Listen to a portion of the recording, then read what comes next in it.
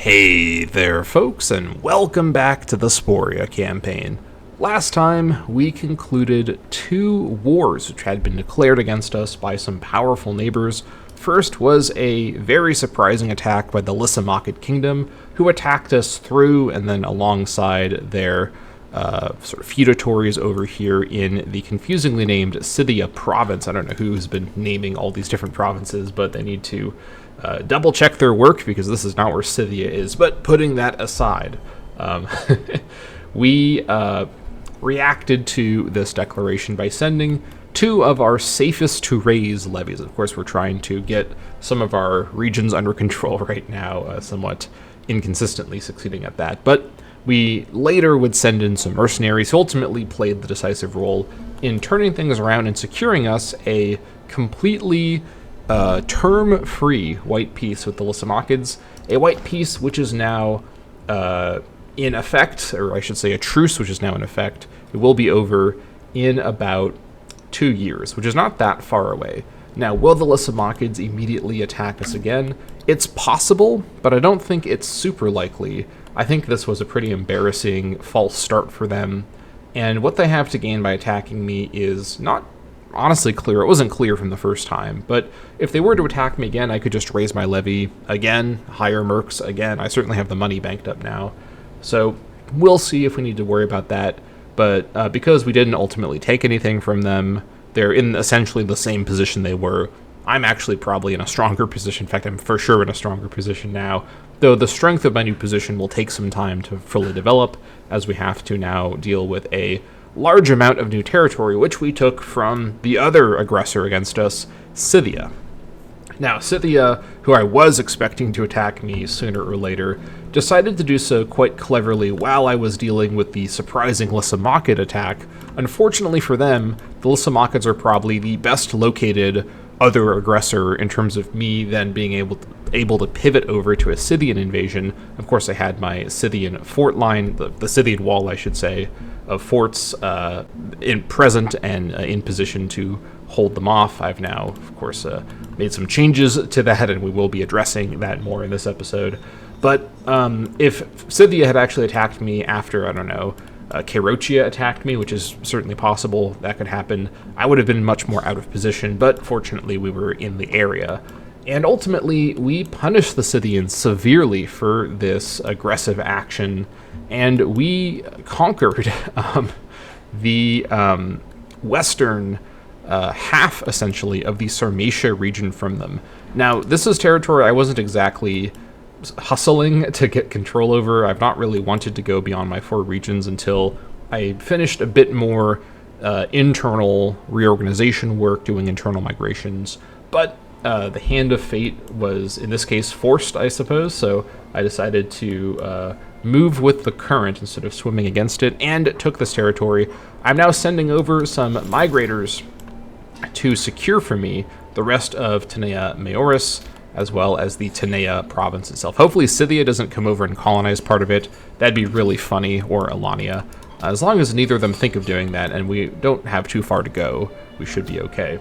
Now, once I get the rest of Tanea Maioris, I actually will be able to form Slavia, which is going to be happening in this episode, most likely. I can't really think of what could possibly interrupt things now, but of course, I'm sure something could happen.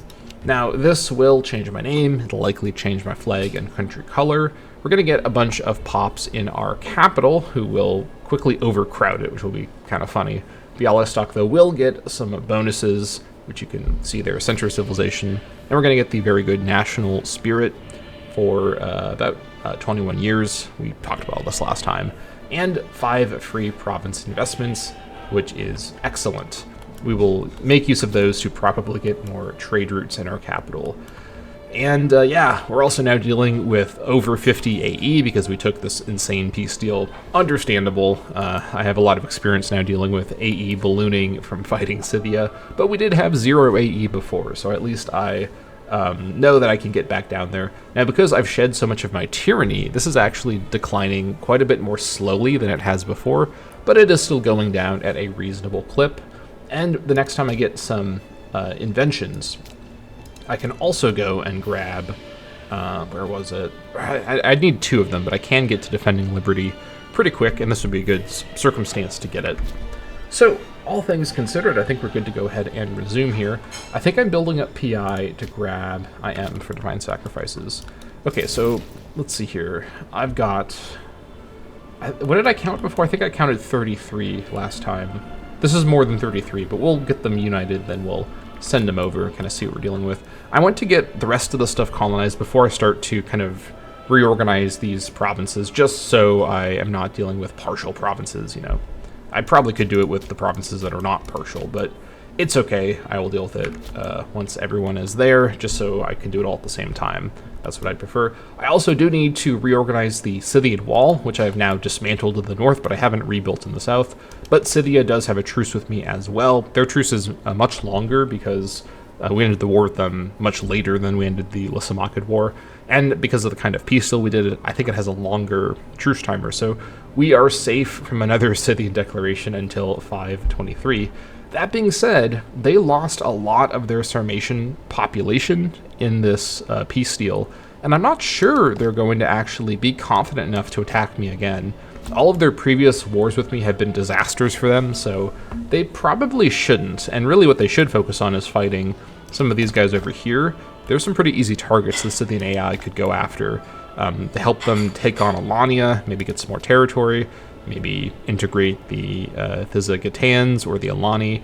They could do a lot of things to bounce back, and they bounced back before, so I think eventually we will, once we continue to expand into Sarmatia, I think at this point, because we've taken part of Sarmatia, I'm kind of changing my long-term thinking here from going towards Hyperborea first, which of course is a very safe expansion direction, to actually potentially going for Hyperborea and at the same time looking towards getting the rest of Sarmatia and getting Taurica, which would essentially, this would involve me beating and killing Scythia forever, but it would also enter me into the kind of Black Sea area where I'd have to start to deal with some of the local powers, such as most notably Armenia, who I don't really want to get that close with at the moment in terms of proximity. I'd love to be close with them diplomatically.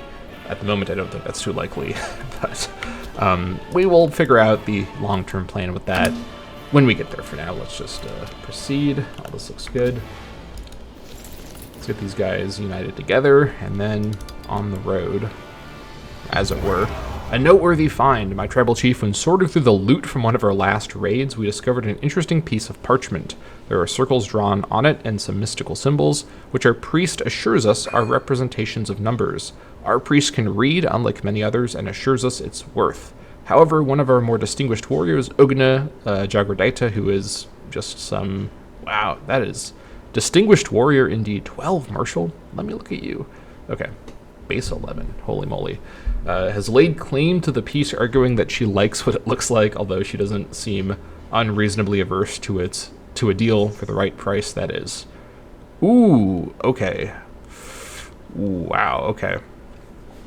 Now, in fairness, 10 years of 7.50% morale of armies and 2.50% discipline is an insane national bonus. This is a really, really, really good bonus.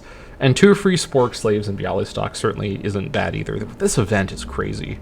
1 innovation, the money would obviously be the better trade-off here. I also don't want to lose popularity. I have so much popularity right now after that peace deal.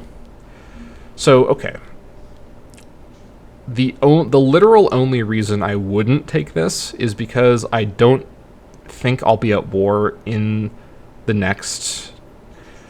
Well, that being 10 years from now, I think I will be at war again. And I'll probably be at war with Scythia again. Can I get reorganized enough to be ready for war in 10 years? I think I probably can, but how much time will I still have with this? That being said, I don't really need the morale against Scythia.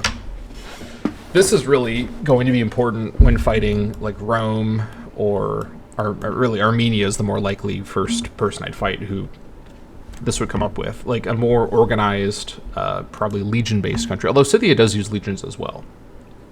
I just am more scared of Armenia than I am of Scythia.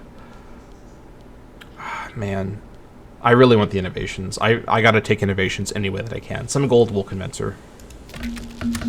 Okay. I mean, I suppose it would be a good moment to grab equal integration now to get towards defending liberty.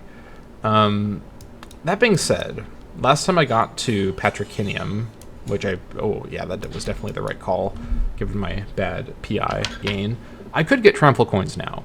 Now is a great moment to get it, I think, especially because I can spend a lot of it on reducing tyranny all at once.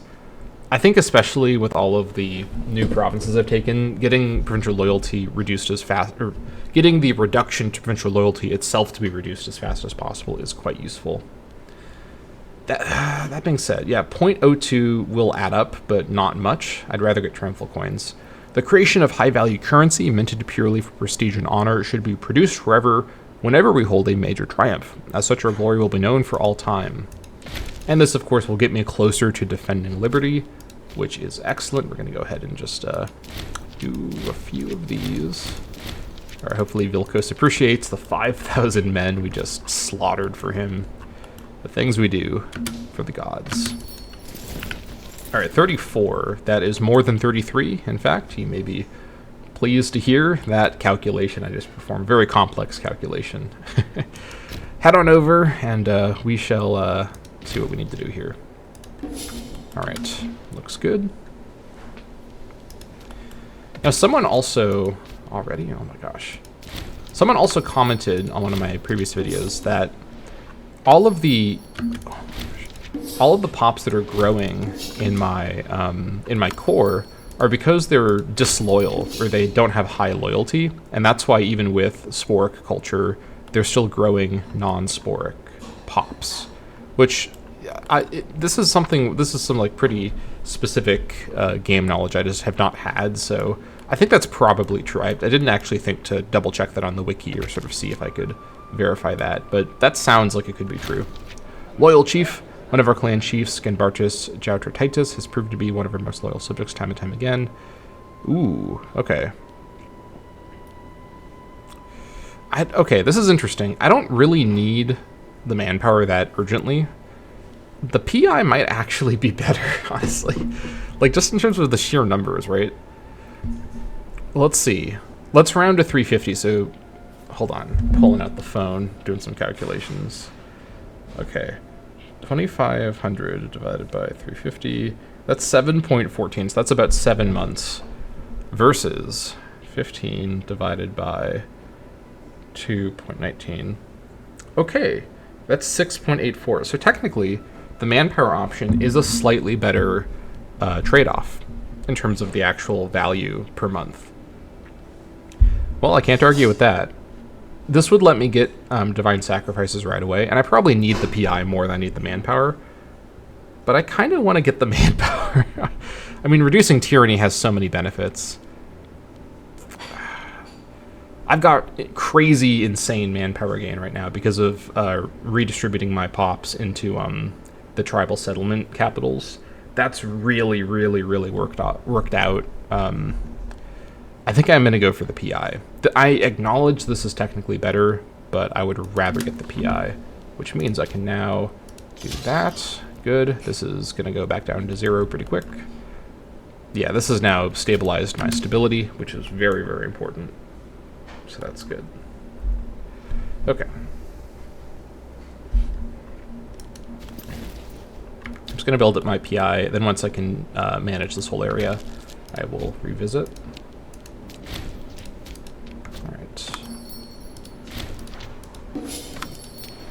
Oh my gosh. One at a time, gentlemen. These guys have not heard about my AE, I guess. Where's my map mode?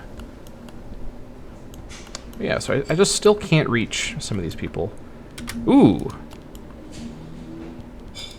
Huh? What is... Okay, never mind.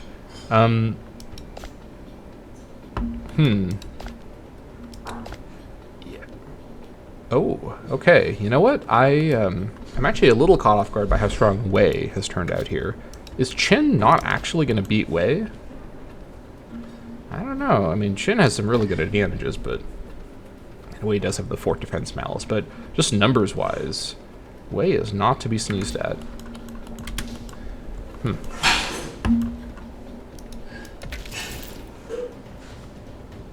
Let's see, is it the same spot as usual?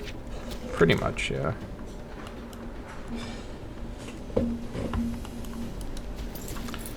Armenia is fighting...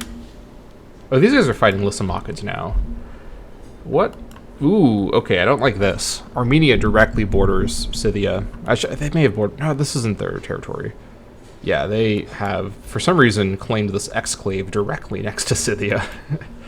Not a fan of that. So they're at war with the Lysimakids and their vassals. They're basically fighting the Lysimakids for Anatolia. Oh, no, stop it. Go that way. Galatia's not in the war. They will for sure be in the war against Armenia sooner or later. What's Parthia up to? Ooh, okay. Is this a rebellion? Yeah, it is. Okay. Alexandria. Interesting. Parthia is dealing with rebels. Okay, that's good. As long as it buys us time to get our act together, that's what matters.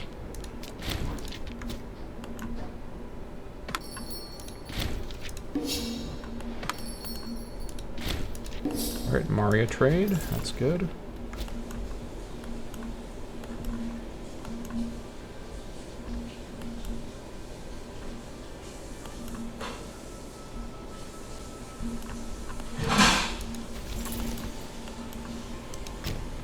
Here, then we'll split up.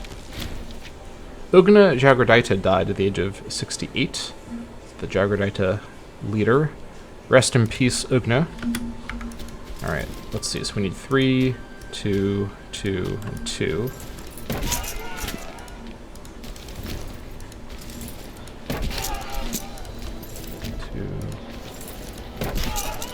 2, and 2. Hope I brought enough people here. I think I did. Okay, 3, 2, 2, and 2 as well. Same thing. 3, 2, 2, and 2. And then let's bring everyone else over here, and we'll reorganize from there. Speed 3. Those are improving, that's good. You can see just how much better my provincial loyalty management has become because of the reduced tyranny. Okay, let's now settle all of this. And now, we can form Slavia, but I'm going to wait a little bit, get all of this first. Okay, I should have thought about that, but it's fine. I will survive placing it there for now. I'm going to move it anyways. Let's just get the rest of this, then we will reorganize and then form Slavia. In fact, actually, I might I'll form Slavia first. I don't want to hold off on that too much. Okay, so 2, 2, 2, 2, 2, or 3, 2. Okay. You head there. Okay. Let's do some quick micro here. Mouse micro. Mouse crow, if you will. Yes. That's a cool term people will use, not just me.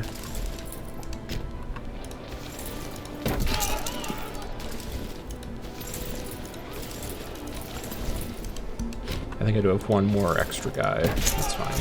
He can just settle in place. I'm not going to send him back. I may be a slow Imperator Rome player, but I'm not that slow. Let's be reasonable here. You can just... Actually, I'll wait till everyone else is settled, just in case I miscalculated. Wise Bartus Jatratitis died. Okay. Rest in peace, another clan chief dead.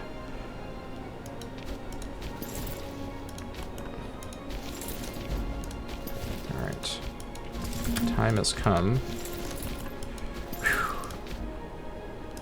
You can just settle here too.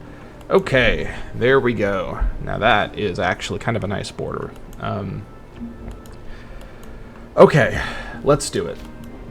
So first, let's do a little sacrifice to Vilkos to celebrate, and then we're going to form Slavia. So let's go ahead and just read through this decision again, just to be thorough, because we have the opportunity to click this now. This is a Tier 3 formable, will be unable to form any other country of the same or lower tier. We change our name to Slavia, we get 12 more pops of citizen, freeman, and slave culture, religion. I think these will just appear in the capital. Bialystok gains center of civilization, local pop growth plus 0.20%, which is very, very good. Local civil level plus 10%, pop assimilation speed plus 10%, and a plus 8% local freeman happiness. And Sporia gains national spirit for about 21 years, plus 10 loyalty of characters, plus 12% citizen and freeman happiness, and we get 5 free province investments. Us Slavs have lived along the boundaries of the known world for millennia, eking out a meager existence dwelling among the vast forests. Yet, in spite of our similarities, we are scattered and divided. We are the Sporioi, as the Greeks might say. If you remember from the first episode, that is where the name Sporia comes from. It's the Greek word. Where was I? Living as if we were separate peoples, fighting and warring amongst each other over petty disputes and meaningless feuds. If we were to rise up and subdue the rest of our kin, we could proclaim a pan-Slavic federation, stretching from the Baltic Sea to the steppe, capable of subduing those foolish enough to challenge us. Here we go. Alright, we have formed Slavia, and something I actually really like is the Slavic flag is sort of like an evolution of the Sporic flag, if you think about it. We had a sort of a white circle in a green field. Now we have a kind of circular emblem in a blue field. And our color is this, I kind of read this as like a dark green color, but I'm partially colorblind, so what do I know? Let me know in the comments what color this is to you. But we are now Slavia, although we will continue calling this the Sporia Campaign because that's our origin point, and we still have Sporic heritage. We have now formed our country under Rasa Mantualtaita the Scythian. Still in poor health, despite everything. She's doing her best. Incidentally, oh my gosh, incidentally, what's the succession situation like right now? Who's coming in after her? It's going to be, again, Tautus Genmentitis. Okay. 42712. That's not what I like to see. He's healthy as well. Okay. We may have to revisit that, especially because she's in poor health. But either way, let's go ahead now. Look at this. This is just beautiful. Let's go ahead and address what's going on in the Sarmatia region. We need to do quite a bit of work here. So, first of all, 40 loyalty on the governor isn't a great start. But, we'll... Actually, yeah, you know, it's not good enough of a start that perhaps... And also, let me just quickly, before I do that, go ahead and start... Actually, should I do some other kind of investment? I don't think anything here will be more useful in my country than getting more import routes. Yeah, this remains the most useful thing for me. Let's just start doing these, and we'll just do them whenever we can. Okay, back over here. So, I think I could probably get somebody better than this. Not there, over here. The issue is everyone's really corrupt, as usual. No, it's too much corruption. Heptotic, interesting. Freeman happiness, okay.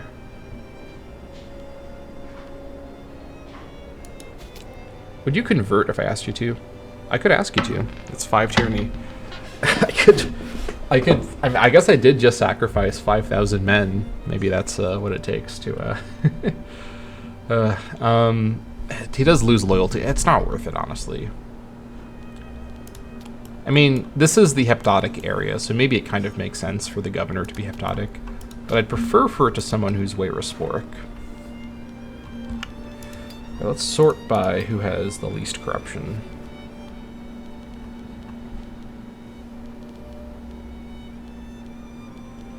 There's not really anyone much better than him. Unless I bring someone in from an office, and I do have a few good officers.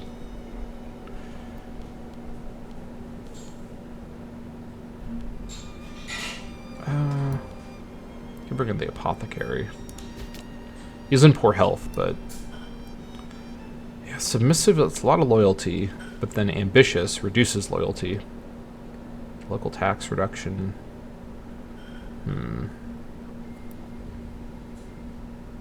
I don't think he's really much better than the current guy. This guy does have 2 loyalty debuffs, so maybe I need to be a little careful here.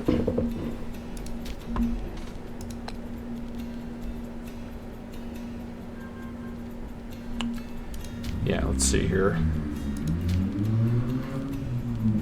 In fact, I kind of want to do just a nationwide reorganization now that I've tag switched over to Slavia. Let's see.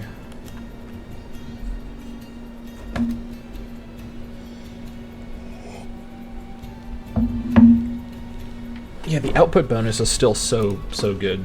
Even though a lot of these other options are very tempting, I still think it makes sense to keep double military because of the tag switch bonus. Now, getting to this would be insane.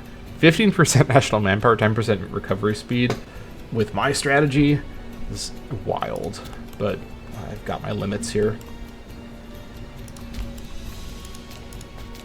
I think it would make sense to do a set of switches when we have the next succession, but we may also have kind of a set of successions in a row. Okay, so she's been in poor health, but she seems to just be a little unhealthy all the time. I don't think she actually has any specific health problems right now. That's definitely not supposed to be that many citizen output bonuses. That's some sort of crazy glitch. Is this actually giving all of my citizens... Hold on, let me find a place where I've got citizens. Probably Bialystok. Oh yeah, we got a few too many people here, I think.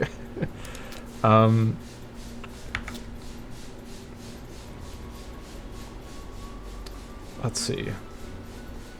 Yeah, look at that. Maybe it's meant to be that much, but I don't know why it'd be framed like that. Okay, I'm getting distracted. Let's do it like this, actually. So...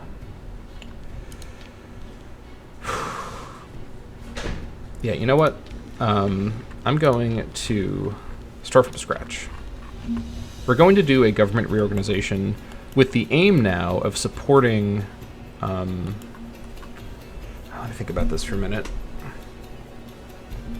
Let me also check really quick. Still matter Bohemia. I could start this and then abandon it to try and reset. I think let me do that actually before I start moving people around. I want to do a reorg, but I shouldn't just do it without a reason to first. Start this, 5 stability to abort this. I think it's worth it to re-roll. Matter of Germania Magna. Okay, that's not exactly what I wanted. Do I spend another 5 stability to re-roll again? I mean, I guess I could go for Germania Magna. I kind of would have preferred to go for Bohemia over Germania Magna. Bohemia at least has better borders for me. This stretches me way too far into Western Europe.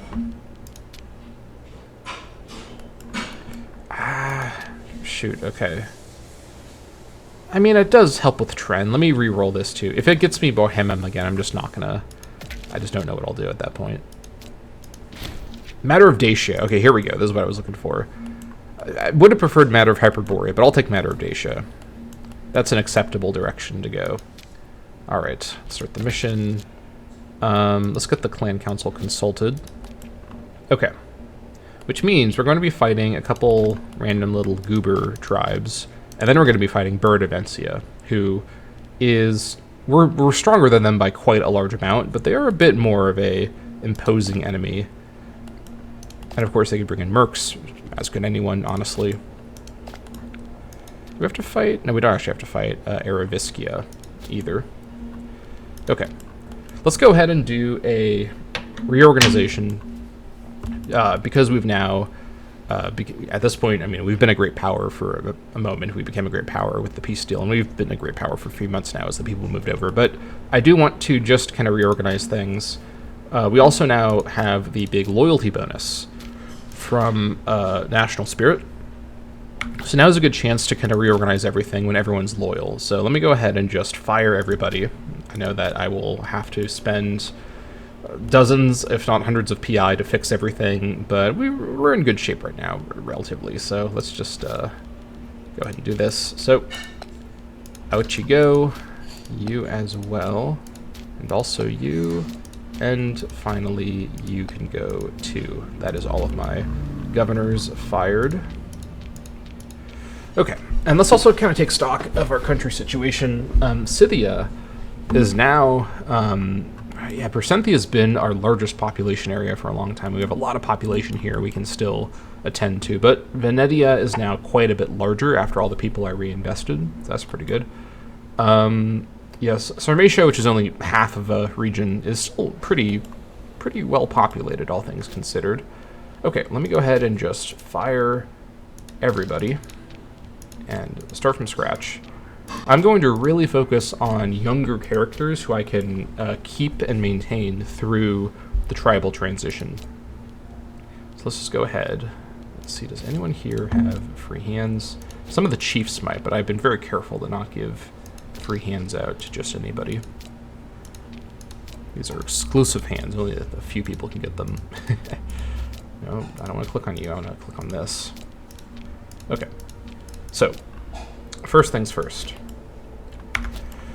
I think we start with the governors. This is the most important set of positions to assign here. So which governorship matters the most to me? I think, all things considered, I've got to start with Bersenthia. Bersenthia is my second most profitable region, and it's my largest region. So let's assign a Bersenthia governor who we will not suffer great misfortune with, which is a lot to ask with this campaign. So let's search for just straight up finesse power here. Actually, you know what? Yeah, this is good actually. So let's see. Someone who's not 100 years old either. A little bit of corruption here, but it's largely under control. I also don't remember which positions anyone had until a moment ago, so I'm just gonna I may be reassigning the same characters, but I'm basically doing all of the assignments from a blank slate point of view. We're reorganizing the now country of Slavia with all new characters who may be the same people as before. I'm not 100% sure. So let's see.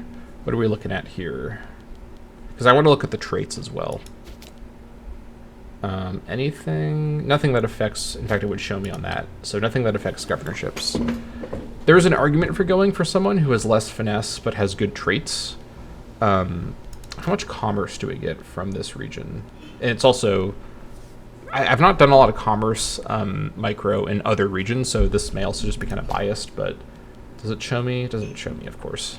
Why would it show me useful information like that in this interface? I don't know what I thought I'd expect. But, yeah, you're on the old side. I prefer, for the governorship, someone younger. Governorships need ideally young characters who I can have for a long time without switching them. The offices can be switched around and the researchers can be switched around. Freeman happiness from governor is good. Okay, you're young. 9 finesse is great. Loyalty here. No traits either way. That is fine by me. Spork heptotic. Yeah, this is the heptotic guy that I looked at before. So probably not, because you're not Spork Weira.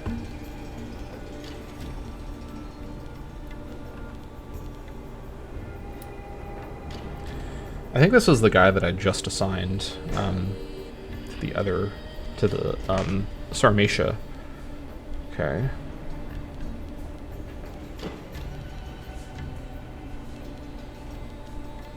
Local tax reduction. Not what I'm looking for.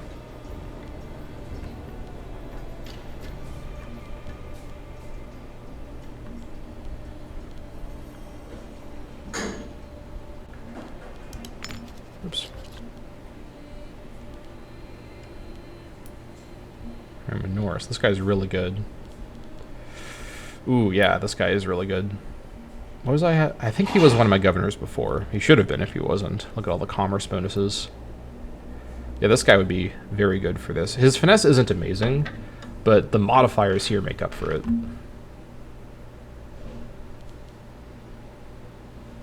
Do I have anyone with better finesse who also has good modifiers for commerce? prominent from you. I could actually sanction this guy. This would actually be... Okay, this would work. What's your health like? Healthy, depressed. I could make him seek treatment, though. And depressed isn't that big of a health malice in this game. Yeah, Min Montes. He's on the older side, but 50... I'm going to expect about 20 years from him, minimum. Yeah, this is 15% province commerce from this guy. The reduced research points is completely meaningless in this game, and I don't get any research at all from my provinces. Okay. And he's also actually very, very loyal. Now, he does have free hands. I should not overlook that. If I revoke free hands, which I can just do right now, this is actually what he has. If I put him in the position, revoked offices I think will go away, and I think he'll get gained office, but then he'll also gain power base. So this is a little dubious. Let me go ahead and sanction him. Okay. Let's 8 finesse with these traits. This guy is just too good. And he has also got good statesmanship. Okay. Ah, I see. I could befriend him. And that's probably... That's one solution. I could also just bribe him. Shoot. Okay. Revoked free hands will go away. Okay, I thought that revoked offices... Oh, Scorn family is reducing it too. Yeah. Bribing fixes it for now. I hate how much corruption it gives him, though. Can I can't sanction him again. It will go down. Let me just bribe him. Just for now. Revoked office will go away. Revoked free hands will go away gradually. Scorn family will go away. Yeah, we'll be okay long term. Okay, and then let's do this province by province. So in Bersenthia. Okay. All right. Where are we experiencing the most severe crises? Actually, now that our tyranny is so much lower, things are kind of okay over here. Yeah, maybe we can kind of get away with this. We'll just leave it for now. I mean, he's going to gain crazy wealth, but it is what it is. Okay. Now let's do Scythia. Who wants to be the governor of Scythia? I don't think anyone wants to do this, but who will not cause me great frustration the most? The English language. I speak it sometimes, but not frequently. Do you have free hands? He does not. Okay. You would be very good. 10 finesse is insane. I don't like deceitful, but I don't have a lot of options here. Why did I overlook you before? I'm not sure. Alright, Gerd Norris can become the Scythian governor. Alright, that's fine. No free hands for anyone. Okay, in Scythia, what are we looking at? I mean, sure, if you insist. This is not the priority I would have picked, but okay. Got very limited PI to work with here. The ones that are around 25, I'm going to switch over to harsh treatment.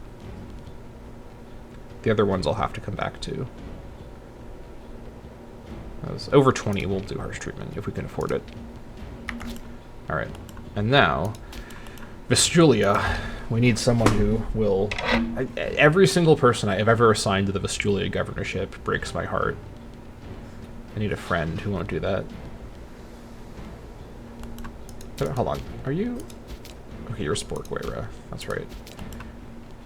I was thinking, did I forget that this wasn't Sporkwera? But no, we're fine. Spork Twistic? What? Spork Heptotic. This guy is really good. I mean... How quick does this recover? 10 years is a lot for 30 loyalty loss. I don't think it's... Like, he could be like an officer, but I don't want him to be a governor if he's not Wera.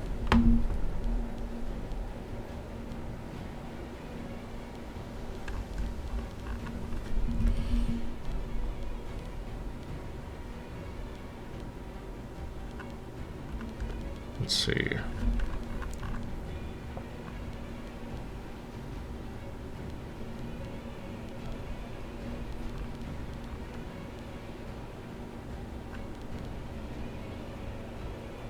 Tax reduction. This is the guy that I just had be the Scythia governor a moment ago. He's okay. I don't like his loyalty issues, though. Ambitious is, yeah, he's deceitful and ambitious. Devout, you know, he kind of turns things around, but can only do so much.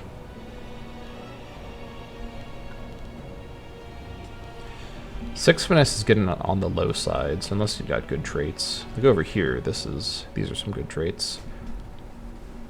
Minoris. Sporia, okay. I think this guy looks promising. All right, let's put Minoris into this position, please. I beg of you. Okay, good. Don't. I can't deal with it anymore. All right. In Vestulia. Okay, this guy actually did harsh treatment in all the places that are currently disloyal, so that's great. Amadocia is now loyal. Barely. Subcarpathia is almost there. Are these places? Yeah, these places are pretty much under control. Okay, finally, let's assign a Sarmatia governor. We're running out of good options here if we had good options to begin with. I'm not sure if we did. We could put Jaugurtus. This guy is young. 6 finesse is pretty much the minimum I will accept for this, unless you've got amazing, amazing traits. Yeah, not really. Uncaring isn't great, but I can probably survive one low loyalty trait. Let's put him in here. See how he does. He's like a middling finesse character, but all the good finesse characters have tons of corruption, so I have to be ever cautious with that. All right. Ooh, yikes. Okay. Gonna have to put some work in over here. All right. The rest of my PI is going into this, I guess. Harsh treatment for you. Wow. Okay. Harsh treatment for you. Holy moly. Yeah, we're gonna have to do some migrations over here to fix some of this. Come back to that. Yikes. Okay. Okay, over here, let's go ahead and see if we've got some buildings we can potentially deconstruct. Let me actually do it with this map mode. So we will worry about, there's no forts here for us to worry about right now, so we'll do all the capital stuff a bit later. Town commons can go. Okay, let's see. That's all fine. Over here, this province is very strangely shaped. Not too many buildings. Barracks can go.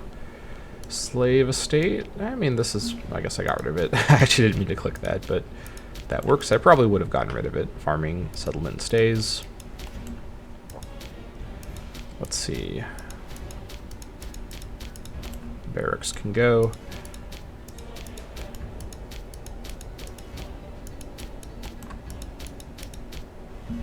Farming settlement stays. Okay. Gonna have to do the middle ones.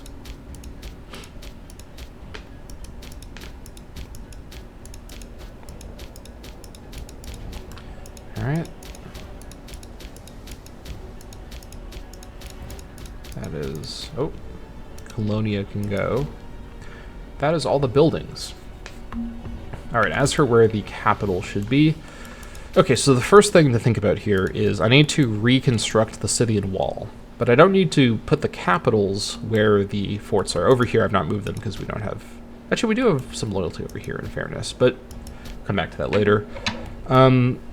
Okay, so I think that Gakko looks promising. It could be a steppe lumberyard, which is quite the idea. But this, ooh. How will this work with fort coverage? Because they border Nint. I think if I have a fort at Gakko, they can't go through it even though it's in their fort coverage because it'll also be in my fort coverage. I'm pretty sure that's how it works. I can also put it at Oldon. Actually, yeah, this is a better location because this covers a much larger area. So Oldon should probably be the fort. So we're going to miss out on livestock, but these fort locations are honestly just temporary. We're not going to... Like, we'll eventually conquer this, so this is fine. Let's go ahead and build the fort there. Okay, which means over here... Let's see, Dolomon could work. This could be a farm as well, though, which is annoying. Dolomon would create good coverage with Uldon. I could also do Vel. Well, that's right next to Tenace, so that... Although Vel is a better location for it to be a fort, honestly.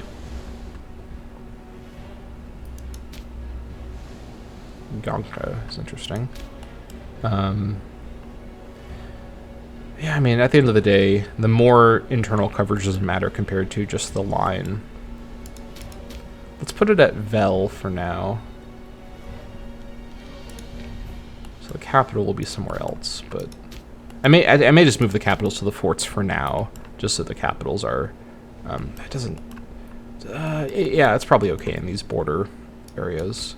Okay, and then this also covers Gonka, which is nice. I mean, the Tenace fort being here is a little awkward, but again, these regions are so oddly shaped. Okay, which means over here, having it be at Vierny would keep the coverage consistent, but because of the river here, if they are moving from Gonka elsewhere, then the fort coverage in Vel doesn't cover anyways. So actually, we don't need to worry about this territory unless they're landing, but then if they land, I'm in trouble anyways. So over here, Urghast definitely looks promising. This covers both of these crossings. I think this is probably the spot. Now, sadly, it already has a farming settlement, which is inopportune, to be sure. This is a really efficient spot. I mean, I moved my border up to the river for this exact efficiency purpose, because I don't even need to have something over here. Unless they get access through Alania, which they might. I don't think Alania likes Scythia that much, though, if I had to guess. I can't tell, but... I mean, I could just also fortify Krepkaya. Yeah, I don't need to worry about... Now, okay, let's actually check on this. Do they have a claim on me? What's my new flag? I don't think they have a claim on me. No, they don't have a claim on me. Nor do I have a claim on them. Oops, not that. I'll see when they get a claim on me, so I can fortify if I need to. But I think for now, let's just fortify Urghast.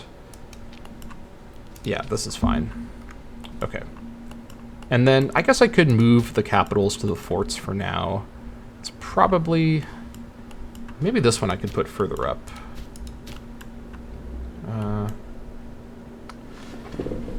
Let's see. Where would they be otherwise? I think Skor could be kind of good, although there's no river here. Actually, Gonka is kind of a good spot for the capital.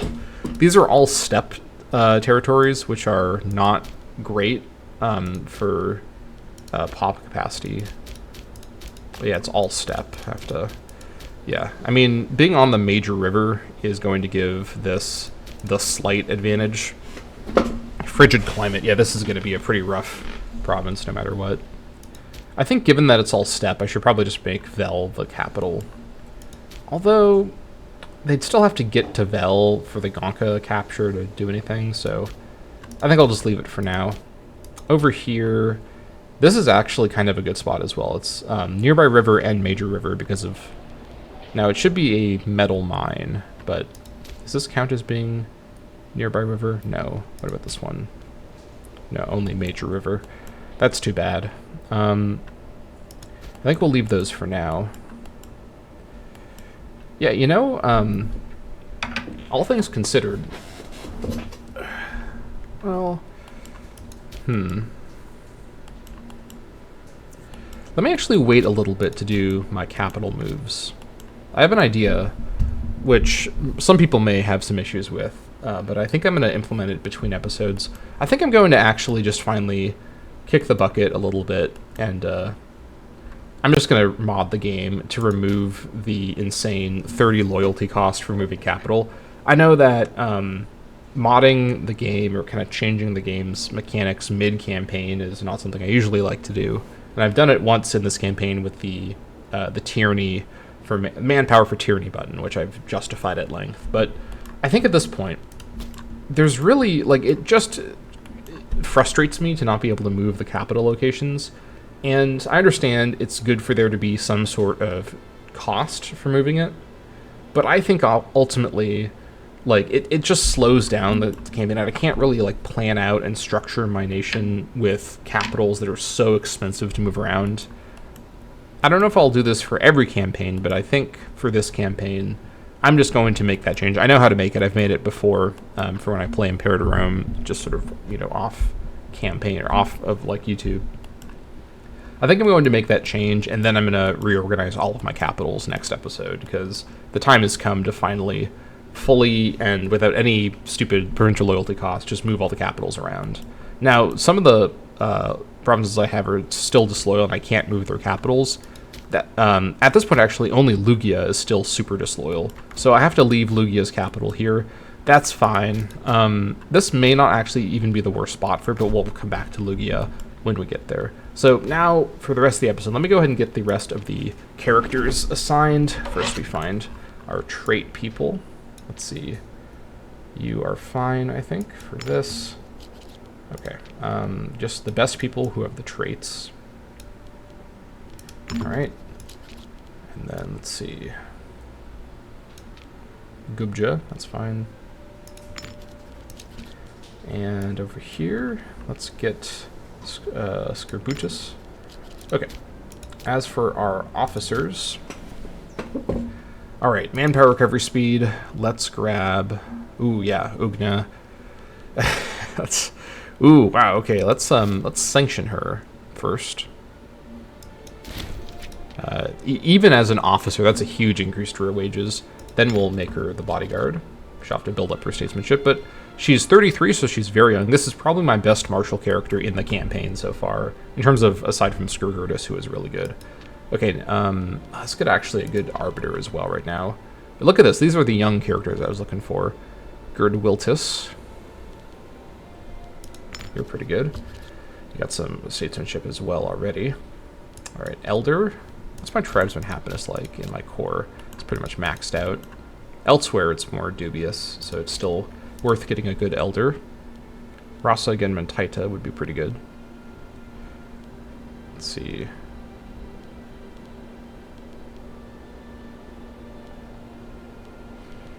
Yeah, you're fine. All right, War Chief. Let's do Migla, I think. All right. This will also maximize our PI gain to have such a loyal cabinet of people. Let's see here. Crafty, though. 14 Zeal is insane, though. This guy's really, really good. But he doesn't have a lot of statesmanship right now. Down Norris. Okay. This guy looks very promising. Let's bring him in. Let's bring him in. All right, Wise One. I can find someone else from that family, I think. Let's see. Okay, you would be good for this. Ugna. Yeah, Magistrate.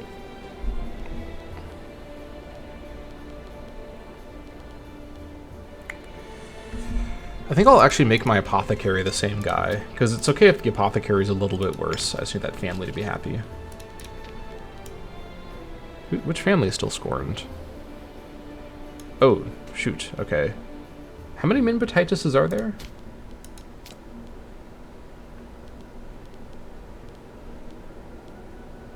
Oh, okay. This family is weirdly small. I should make that guy a Zeal character. I'll make him the Wise One, I think. Yeah, that's fine. Sorry, Ugna. Okay, what other Minbotitises are there? We got the other Ugna. You're not good at too much. This family's just kind of bad at everything. It's a family of middling character. Ooh, okay, never mind. Marshall over here. Ooh, I got good martial characters right now. But let me replace her with that guy. I think that's fine. Unless there was some reason I passed over him before. Actually, where is he? Literally, where is he? Hold on.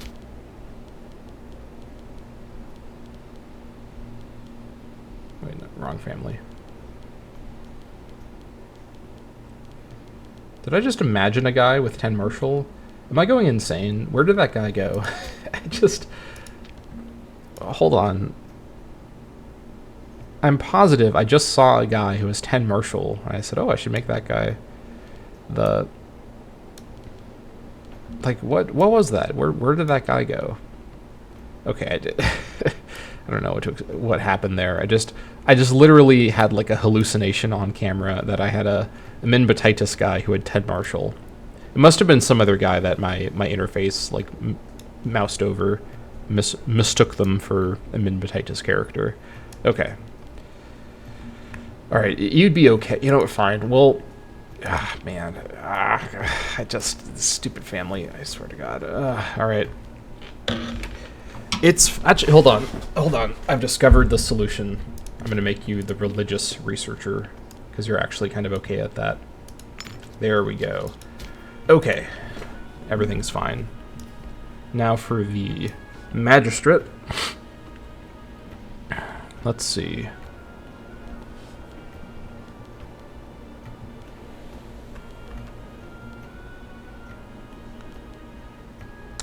I don't like corrupt. Does anyone here have any corruption at all?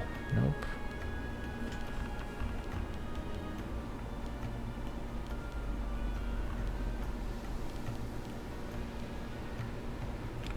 You'd be okay at this.